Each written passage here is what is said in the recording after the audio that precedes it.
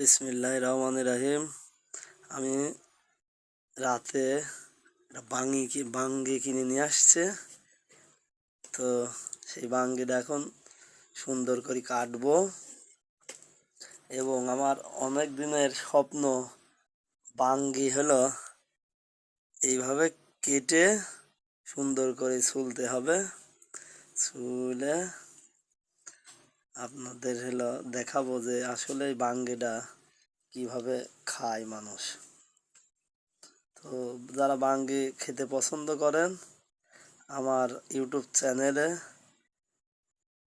আসবেন, এসে নতুন একটা ব্লগ দেখবেন, আশা করি ভালো লাগবে।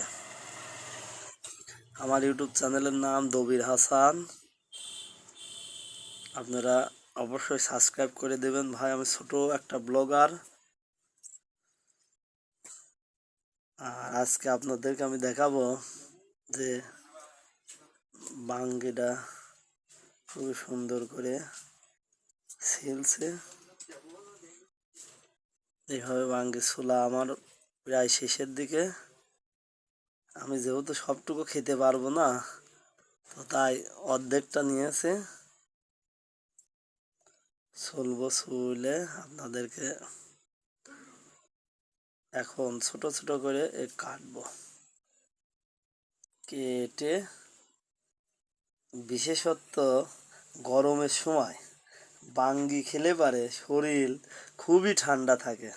এই জন্য আপনারা বাঙ্গি খাবেন, পরিমাণে অল্প খাবেন, তো বাঙ্গিটা খাবেন। বাঙ্গি খেলে পারে শরীর ঠান্ডা হয়।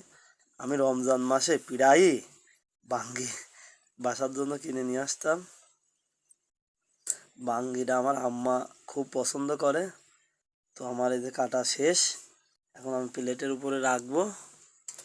রেখে এই যে সুন্দর করে ছোট ছোট পিস করতেছি। আপনারা বটি দিয়ে করতে পারেন, আমার চাকু দিয়ে কাটতে খুব ভালো লাগে। তো আমি চাকু দিয়ে কাটলাম, আপনারা বটি দিয়ে ছোট ছোট ফাল করে নিতে পারেন। এখন আমি আর একটু ছোট করতেছি যাতে কাঁটা চামচ দিয়ে খাওয়া সুবিধা হয়। তো যেহেতু আমার কাঁটা চামচ নেই, আমি চাকুর মাথা দিয়ে খাবো। অনেকে কাঠি দিয়েও খেতে পারে, যার যেমন ইচ্ছা, ব্যক্তিগত স্বাধীনতা। তো এখন আমার কাটাটা প্রায় শেষ। তো আমি বাঙ্গিটা খেয়ে দেখবো আসলে এই বাঙ্গিটা কি মিষ্টি নাকি তেতো। এই যে কাটা শেষ হয়ে গেছে। তো এখন আমি একটু সামান্য গা ঘষা করে চিনি দিয়ে দেবো চাকুর মাথায় করে। আসলে কেমন লাগে খেয়ে দেখবেন, আপনারা বাসায় ট্রাই করবেন। তো সুগার বেশি খাওয়া ঠিক না, যার কারণে আমি